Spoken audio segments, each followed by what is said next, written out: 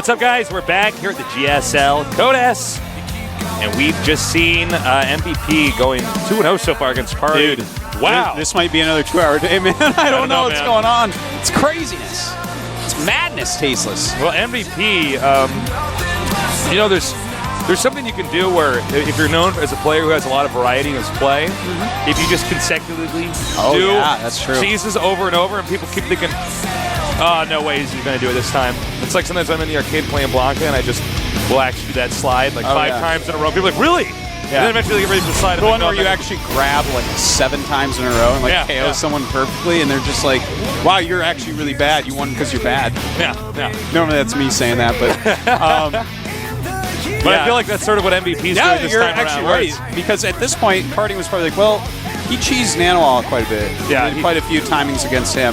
He's not going to do that. But that was unique to Nanowall. Then he opened up with the cheese, and Party's probably thinking, okay, look, you're not bullying me right now. To be fair, Parting is not actually playing that well. I don't like the way that I don't like the greenness in the first game. I've been over that, beating that to death.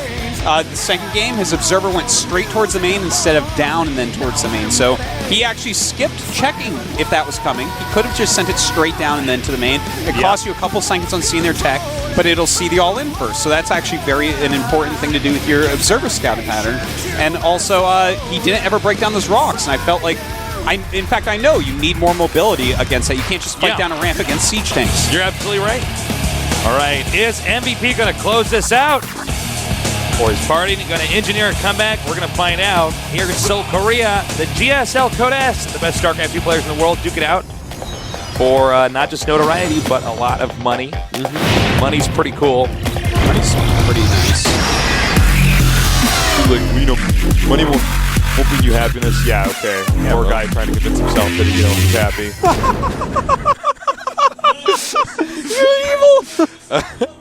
In the upper right, in the red, we have our Terran player up 2 games. Can he do it again? He is. I am MVP.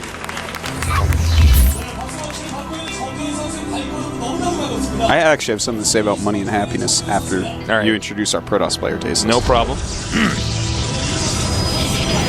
In the bottom left starting location, we have our Protoss player down 2 games, but he's still considered the best Protoss vs. Terran player in the world. His ID is... Party. Go ahead, Artosis. I'm thinking back. You know, nowadays I work a lot and stuff, so I don't get to play quite as much StarCraft as I used to. But back in the days, I'm thinking to myself, well, does money bring me happiness? And I'm thinking, well, you know what? 2 things actually bring me happiness: StarCraft and money. And then I realized, well, you know why money brought me happiness back then, back before I worked all the time like I do now, is because when I had enough money, I would quit my job and play more StarCraft. So actually, just StarCraft brings me happiness, Tasteless. Wow. So in case, unless I can just buy StarCraft with my money, then money doesn't necessarily bring me happiness. Well, you just solved it brings me the everything. Peace of mind to play StarCraft. Wow. And that's important, man. You can't be stressed out about money and playing a lot of StarCraft. That's true. No, you actually can't. Yeah. No, we know what that's like. Well, I'm just waiting. I'm just waiting for somewhere like Cambodia to just get really great internet, and then just go there with save up $10,000 and just go there and live there for the rest of my life, just playing StarCraft on a quick internet. You could live in Cambodia for a long time off 10 grand. Man. Well, that's what I'm saying, man. There you go. And then when I have no money left, hopefully I can commentate again, or maybe. You remember when we went to Cambodia and then that was the best. Juani got really sick. He had to go to the hospital. Juani had to go to the hospital, and we actually we were there. And, he had 105 temperature. Yeah, we were like, is Juani going to die? And his parents were calling, telling him he needs to come home. We're like, he's in the hospital. They were literally about to get a chopper ready to fly him to Vietnam hospital. And they're like, oh, Juani, I'm so sorry you got sick on this trip that we went on to Cambodia, man. Yeah. But you can't go home, Juani. Best vacation You can't pussy out and go home, Juani. Yeah, no, dude. We got a lot of stuff to do. We got a lot of stuff to do, man. All right. Great times. All right, so Parting going for this very quick Nexus that he does love just so much. Yeah. He likes to get it in this order. We've been talking a lot about the various quick Nexus builds. There's the slower incarnations of it, of the 1 gate with gas and core, get it after a Stalker. There's the Nexus first into gate. There's Nexus first into 2 gates. There's Nexus first into forge. The 2 gate one's basically gone. That one's kind of crappy. But then, of course, Parting has this one where he likes to get a gateway pretty quickly with his Nexus. and go right into Nexus off a gate, which, I mean, the early Zealots are going to help against little pressures like we just saw at MVP here. But MVP this game looks like he's playing quite standard. What if he, okay, he's going to get gas. MVP is, I was going to say, what if he just didn't get gas and just kept making barracks and then did yet another all-in? Well, I think Parting would probably be very upset if he lost to that. So let's be thankful that Parting can, for now, be happy. I just want everyone to be happy, Tasteless. Yeah, man. Let's all just enjoy. Let's enjoy the ride. All right, the second gas now for Parting is being taken.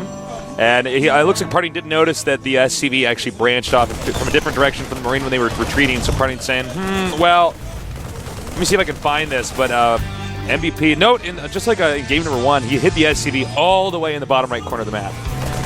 He's not going to hide it just outside of the Protoss' base, because let's face it, Parting's smart. He's going to check those regions of the map. Yeah, exactly. And common hiding spots, this is actually something so funny. The common hiding spots, that they become common because they're really good. But then people start scouting them more, so sometimes it's better to hide somewhere stupid or somewhere really far away, because then you actually won't get scouted as likely. Yeah, sometimes the best is just really far away, because they're afraid that if they move all the way down there to check for the SCV, they might be attacked or something, and the Stalker's out of position, and wouldn't that just be a terrible way to lose?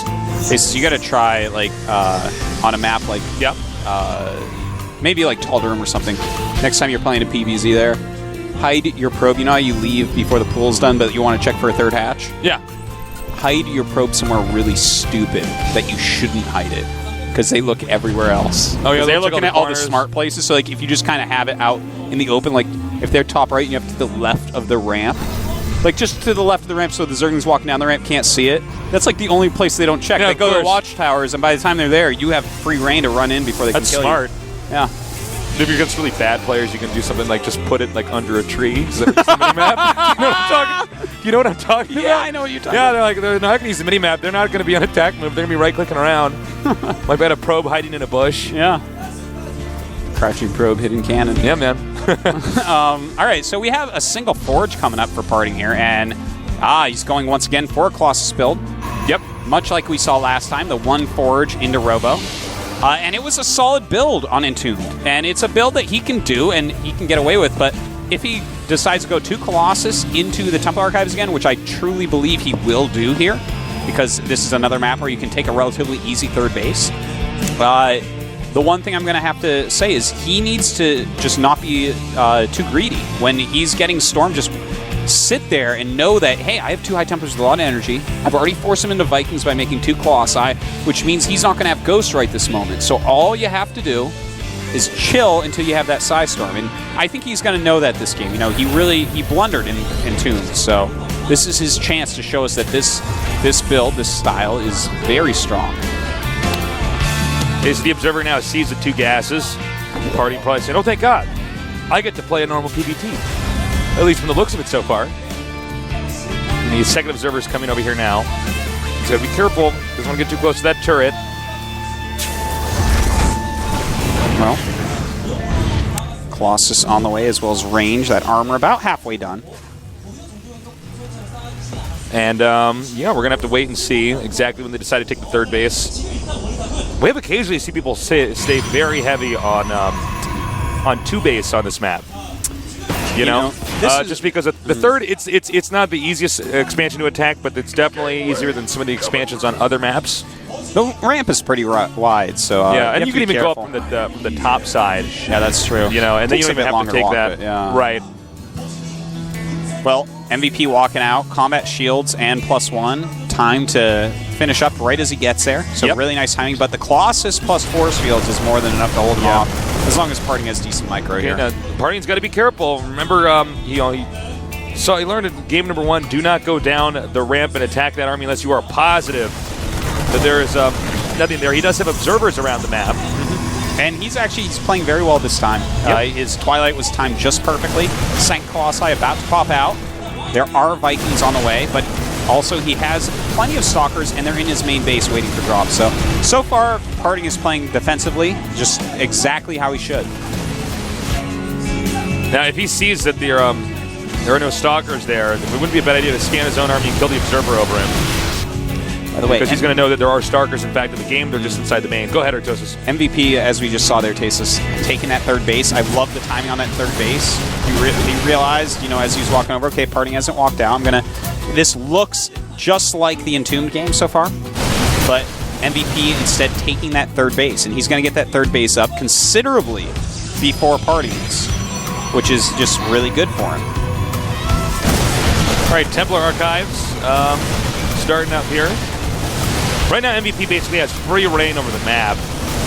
It's too scary for Parting to move out right now. MVP definitely has a good amount of medevacs and is getting those Vikings. And that's actually okay for Parting still. It's just the nature of the way this matchup right now with this unit combination with these builds, that's the way it's going to work. Now, these are the weakest moments for Parting. MVP should know that right now. I mean, he's been scanning pretty liberally. He pretty much knows what's going on, that this is basically the same build. He's going into a lot of charge lots. He got that Templar Archives. I don't think he's actually seen the Templar Archives, but when you see that many charge lots, you know that's what's going on. Yeah. But anyways, that's just... This is like a weak moment. Parting basically cannot attack, so this is a time for MVP to work on upgrades, to get his economy really boosted up, to make more barracks and stuff like that, and really get his macro going. And that's exactly what he's doing. MVP is actually showing us a great macro game so far. Marine was actually cut in half, literally. Yeah, Marines die like that sometimes. It's pretty rough. It's pretty bad.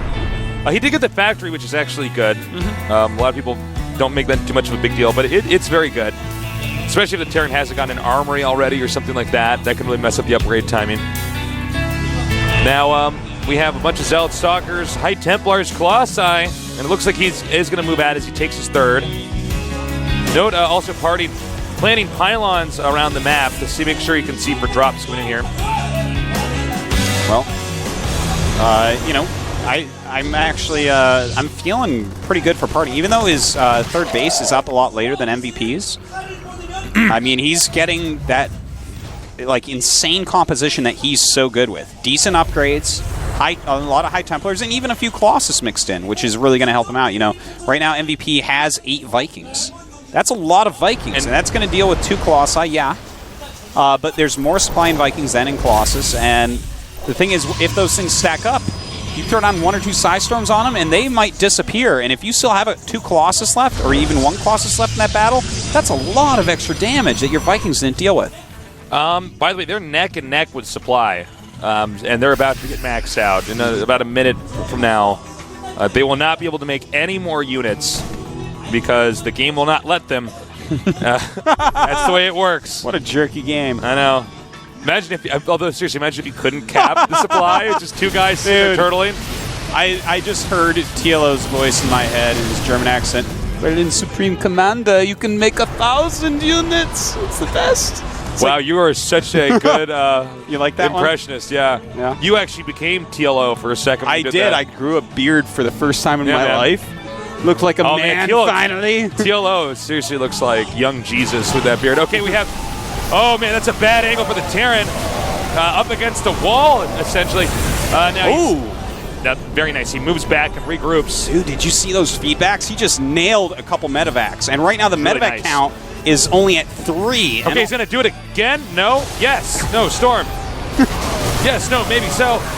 More storms being poured down here. Very nice storms going on. Even Archon being made. The charge lot's cleaning up. And Parting crushing the army of MVP. Right now it's 113 supply. Oh, that's it. GG. Wow. Well, that was sudden. That was scary. If he had somehow EMP'd all those High Templars suddenly, then obviously that wouldn't have happened like that. But that was overwhelming, man. When Parting gets his High Templars out, he's pretty good to go. I definitely think there could be a comeback here. Well, MVP really, we're getting to see how he fares against Parting when he plays the standard game. I think this is the first time out of how many games we've seen MVP do something kind of all-in-ish or cheesy or I believe it was the last 5 games or something besides this one. So you can see the coach going in there probably saying, see if he does, as long as you're ready for cheese, you're going to beat him. Just make it a long game, Party. Safe, long game. I am coach over him. Is it just one him again? Just one him again, dude. Standing over him like a crazy, insane puppeteer. Kill him. No, I don't know what MVP's going to do now. The next map is really big. It's really open, which is actually very good for Protoss because, especially for partying the way he plays his endgame PvT, he can kind of wait him out.